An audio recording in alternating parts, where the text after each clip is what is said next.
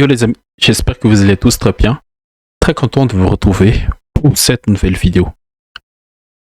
Est-ce que l'Atlético peut-il aller au bout? C'est la question de cette vidéo de ce soir, d'aujourd'hui. Ça dépend du moment où vous regardez celle-ci. On continue notre petite série de vidéos Money Time avec cet épisode pour l'équipe de l'Atlético Madrid, les Colchoneros. Et déjà, premièrement,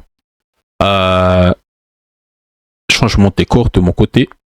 Je ne suis pas à la maison, pas avec mes ressources habituelles.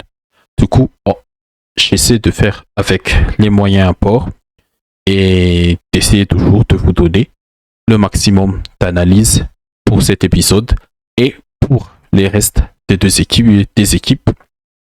On a encore pas mal de boulot à faire, mais ce soir, on va s'intéresser avec cette autre équipe madrilène. Et du coup, comme d'habitude, je vous invite déjà à liker et surtout, je vous invite à vous abonner pour ne pas rater les prochaines vidéos. Et du coup, l'Atlético Madrid, la forme récente, on commence toujours par cette partie. Sur les 5 derniers matchs, 3 victoires, 2 défaites, dont la victoire contre Tottenham en 8e de finale et la défaite contre Madrid avant la trêve, défaite dans le derby 3-2, ce qui place l'équipe de Diego Simeone à la 4e place. Bon, déjà, ils sont out pour la course au titre en Espagne, mais quand même, ils sont toujours en course pour la Ligue des Champions et surtout, ils sont en finale pour la Coupe du Roi. Et comment l'Atlético est en arrivé là? Je pense que c'est grâce et toujours grâce à El Cholo, le Cholismo, qui est toujours vivant pour le moment, le tacticien argentin de cette équipe qui est en poste depuis la saison 2010-2011, si je ne me trompe pas, ou la saison d'après, 2011-2012. Il est toujours là. Il essaie de s'adapter de ce que le foot demande en ce moment. Et cette saison, l'équipe de Simeone, elle est forte à domicile. C'est une force à domicile. Et on peut le voir ici. On va voir un peu. On va rentrer un peu dans les détails. Classement. Le classement. Oui, en Liga, l'Atlético est 4e, mais à domicile, sur les 15 matchs qu'ils ont joués, ils ont gagné 13. On a perdu une seule et a fait match nul une seule fois, ce qui les place comme la deuxième meilleure équipe à domicile en Liga. Et cette force à domicile, elle est illustrée. Voilà. Oulala, j'ai cliqué sur un mauvais bouton là. Ça va ouvrir. Attendez un peu.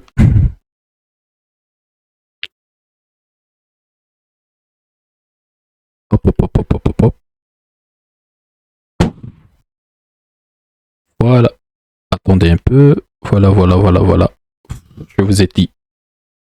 Pas avec mes ressources habituelles. Mais cette force à domicile, je pense que à domicile, cette équipe, ils sont transcendés et ils sont capables du meilleur. Et dans ce match contre Tottenham, au match aller, ils ont bien géré leur adversaire. Ruggeri ici, sur cette séquence, va lancer Lookman. Et la séquence d'après, Lookman, il va faire un centre, mais le centre a été coupé par Van de Ven, je pense, sur cette action. Mais le plus intéressant dans la suite de cette séquence, c'est à la relance de Tottenham. Là, c'est Colomoni qui est à la retombée du ballon, du dégagement des défenseurs des Spurs. Et là, c'est Johnny Cardoso qui surgit immédiatement sur Colomoni pour essayer de récupérer le ballon très haut et de relancer une action dangereuse. Et là, cette capacité à contre-presser, à presser haut les adversaires à domicile, l'Atlético, ils le font très bien. Et le but de 3-0 contre Tottenham, c'est vraiment un bon pressing. L'orienté qui ne ménage pas ses efforts, il est très généreux. Je pense que c'est le Valverde de l'Atlético. Là, il va essayer de presser Van de Ven, qui va recevoir cette passe en retrait de Pape Matar Sarr et la passe de Van de Ven en retrait pour le gardien Kinski. Et Kinski, ici, qui se rate totalement sur sa passe. Dommage. Et c'est Alvarez qui va conclure ce but. Ouais, dans ce match, sur les 3 buts, l'Atlético a été bien aidé par les erreurs défensives de Tottenham. Mais sur cette action, je pense que sans ce pressing, il n'y aurait pas l'erreur de Kinski qui s'est précipité à relancer en une touche pour Kevin Tonso. Là. Et sans ce pressing aussi, je pense que il n'y aurait pas eu Julián Alvarez qui est déjà positionné dans la surface de réparation et qui a pu terminer dans le but vide sur cette action. Et voilà la suite de l'action. Hop. Et je trouve aussi que c'est l'Atlético à domicile. Ils sont capables de déjouer le pressing adverse. On l'a vu contre le Barça au match aller lors de la demi-finale où ils ont explosé les Catalans 4-0. Et sur cette séquence, encore une fois, c'est Oblak qui va relancer directement sur son latéral droit qui était Pubil. Et Pubil qui va trouver une ligne de passe pour Griezmann en décrochage. Et après, dans ce rôle de faux numéro 9, on va dire, de second attaquant, il va donner le ballon à l'orienté. Il y a aussi des mouvements intéressants de la part de Johnny Cardoso. Mais non, c'était pas pour l'orienté, mais c'est pour Giuliano Simeone, le fils du coach. Griezmann, avec son pied gauche extérieur, trouve aussi Giuliano. Et Giuliano, en une touche, remet sur Griezmann. Tout est rapide, tout est fluide. Et Griezmann, encore une fois, en une touche, va lancer l'orienté qui a continué sa course et qui a bien lu le jeu. Et il a répondu au jeu, à ce que demandait le jeu sur cette séquence. Et l'Atlético a réussi à déjouer le pressing. Et là, en 1-2 touches, il y a déjà 1, 2, 3, 4, 5, 6 joueurs de Tottenham qui n'est plus dans l'action du jeu. Et dommage, à la suite de cette action, ça n'a pas abouti jusqu'au bout. Ça n'a pas abouti à une occasion dangereuse. Mais ce genre de séquence, les Colchoneros, ils sont capables de les répéter, surtout à domicile. Et ils sont capables de trouver surtout la largeur avec les côtés, je veux dire. Exploiter au maximum les côtés avec Giuliano Simeone et bien sûr Lookman sur l'autre côté. Et voilà, c'est la suite de l'action. L'orienté qui est trouvé, mais l'action, comme je l'ai dit, ça n'a pas abouti à une action dangereuse. à une occasion dangereuse, précisément. Et la force aussi de cet Atlético-là, ils sont encore capables d'attaquer rapidement l'espace, de profondeur, derrière le taux, derrière la ligne défensive très haute adverse. Et sur cette séquence, super barré, toe black, sur la tête de Richarlison, et à la suite de l'action, tout est rapide, tout est fluide, encore une fois. Ruggeri, qui va balancer un dégagement, mais c'est Griezmann à la retombée, et Griezmann, avec son intelligence, encore une fois, en une touche, lance parfaitement Julián Álvarez, et Álvarez, il va exploiter l'espace, et il court très vite.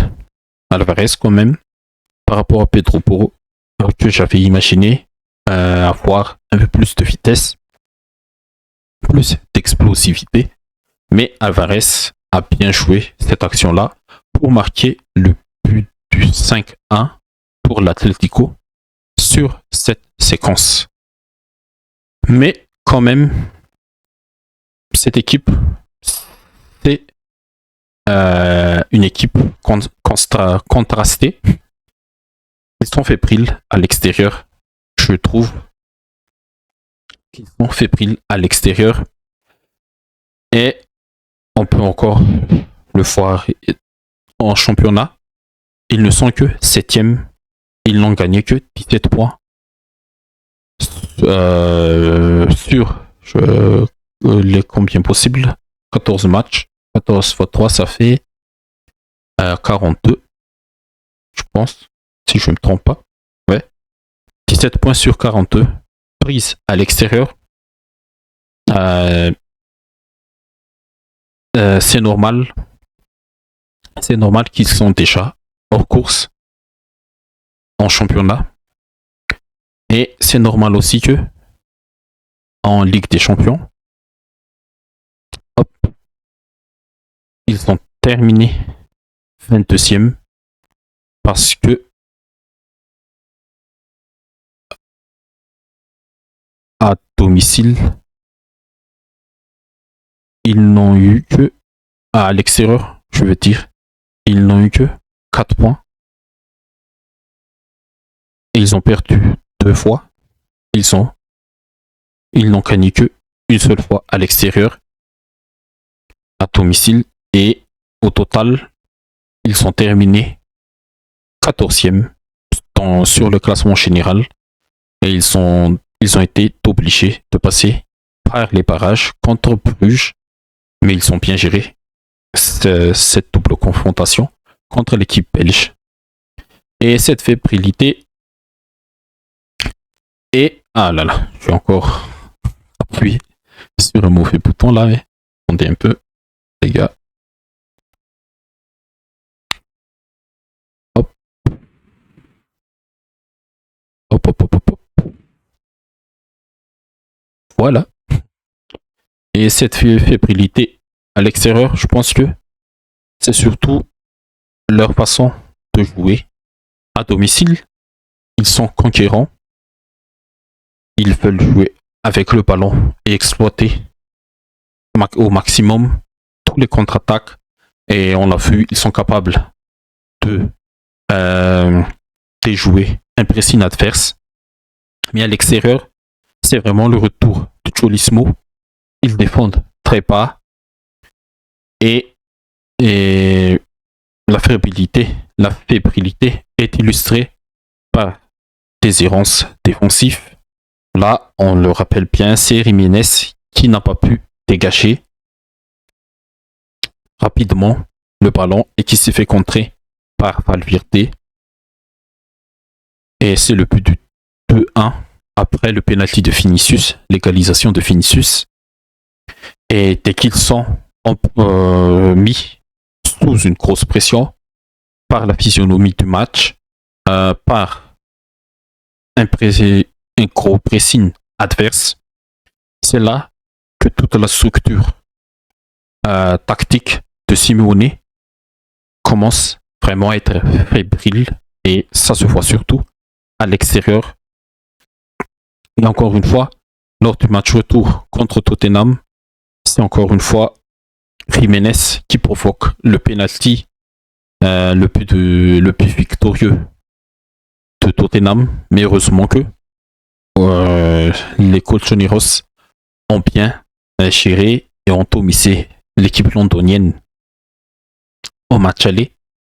Et cette fébrilité, ça peut leur jouer des mauvais tours, surtout dans cette ligne droite. Et du coup, comment apporter cette ligne droite? Je pense que le 11 de la Cagne, il faut l'aligner. Et en Liga, tu peux faire tourner, mais le 11 de la Cagne, c'est ça pour moi. Si l'Atlético veut aller jusqu'au bout, et bien sûr, on peut faire quelques ajustements, mais le 4-4-2 retrouvé pour Simeone, dans le but, bien sûr, au Black, s'il y a toujours, pas s'il est toujours, mais quand il est au top de sa forme, c'est toujours un grand atout dans les buts. La ligne de 4 en défense, je pense que je mettrai celle-ci, Bruguieri sur le côté gauche, Anco, le Normand, dans l'axe, et l'Orienté sur le côté droit. Oui, des fois, on va en parler après, mais au milieu, Coquet, il a toujours la capacité d'orienter le jeu, même si au niveau athlétique, physique, il a du mal, surtout quand ça tape très fort le milieu adverse. Et Johnny Cardozo, je pense que c'est un bon profil pour protéger Coquet, protéger Giuliano et protéger Lookman.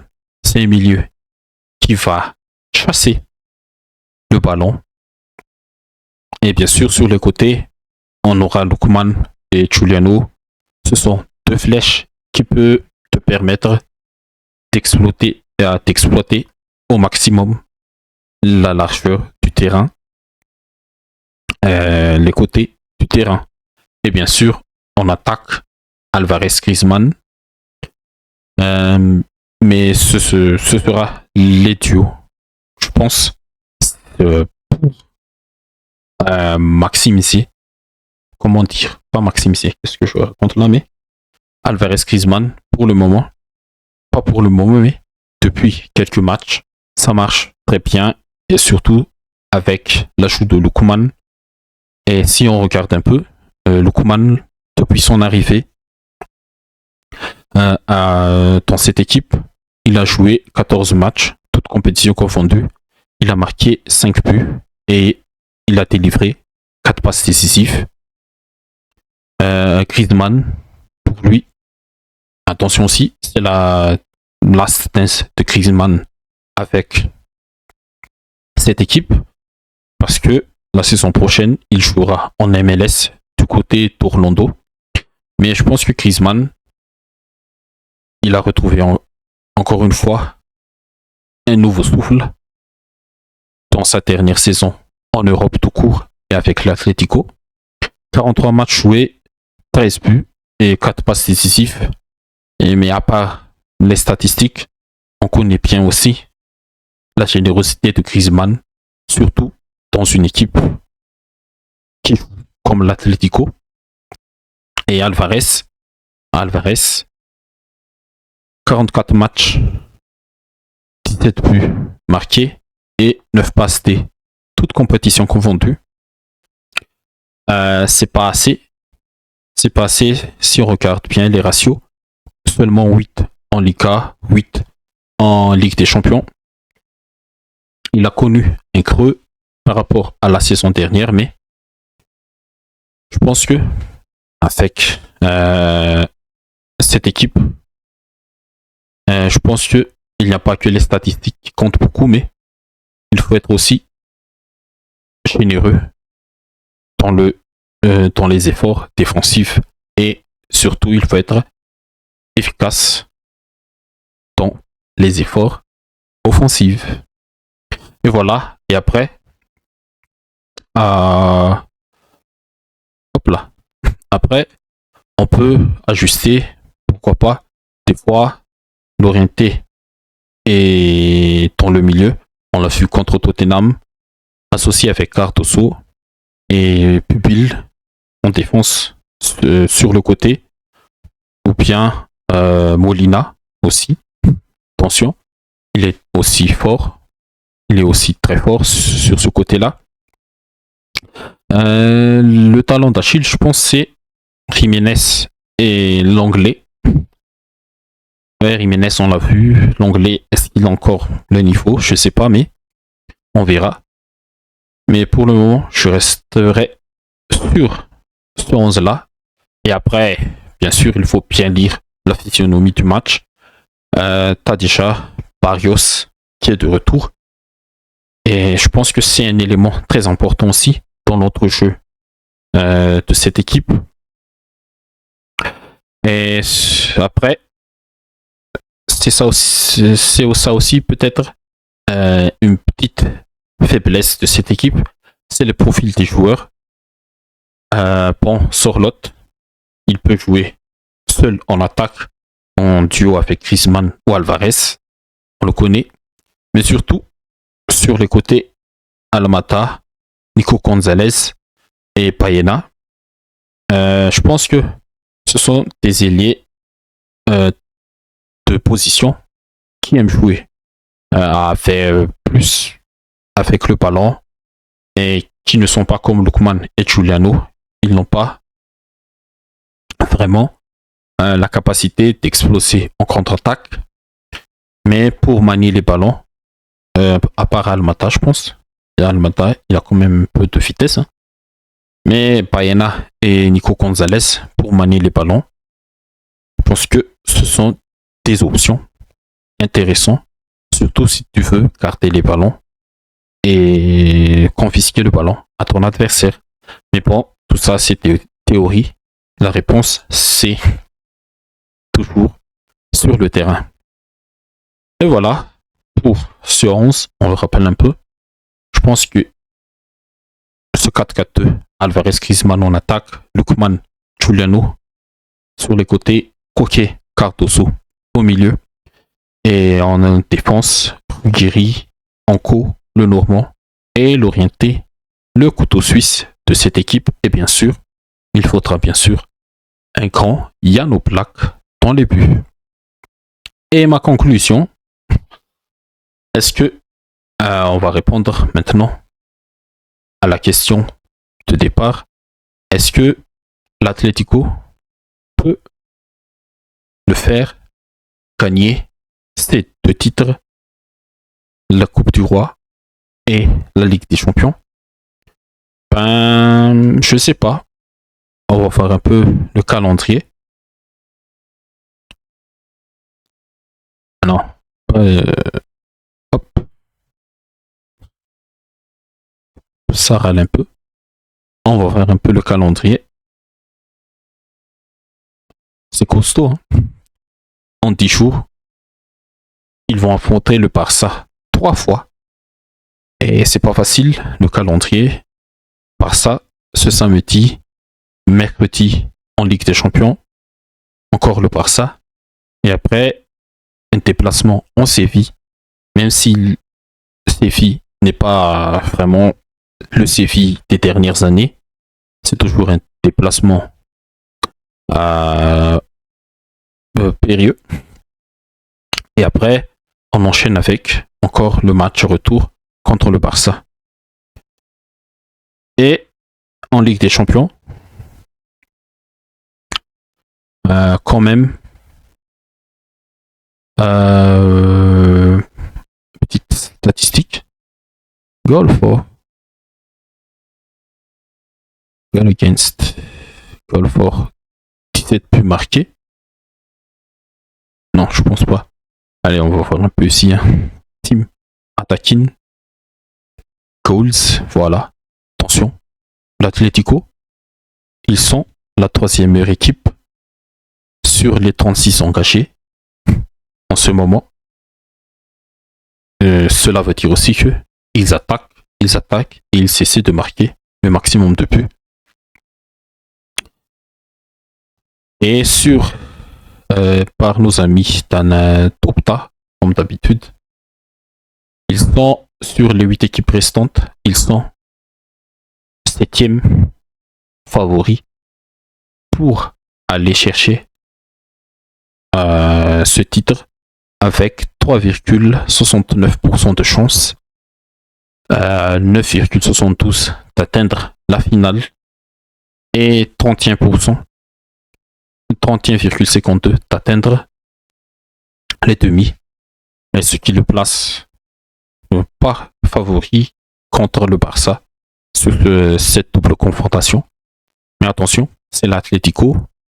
Et petit rappel aussi, la dernière fois qu'il y a fait un quart de finale Atlético-Barça en Ligue des Champions, c'est l'Atlético qui est sorti vainqueur. Et c'était le Barça de Luis Enrique avec encore l'MSN au top de leur forme. Mais dans ce match-là, on a vu aussi un Griezmann prime, Griezmann 2016. C'était vraiment le prime de son prime avec 2018 aussi. Mais attention, il ne faut pas enterrer cette équipe. Il ne faut pas enterrer toutes les équipes restantes. Mais je pense que si l'Atlético passe le Barça, je pense qu'il y a un moyen d'aller jusqu'en finale. Et voilà. Et je pense qu'il ne faut pas surtout sombrer au match aller contre ce Barça au Camp Nou. Et voilà les amis. J'espère que ça vous a plu. Ce Money Time sur l'Atlético, ça fait déjà presque 30 minutes de blabla et de n'importe quoi. Mais j'espère que ça vous a plu. Et si c'est le cas, n'hésitez pas à liker, à partager, à commenter. Et surtout, n'hésitez pas à vous abonner.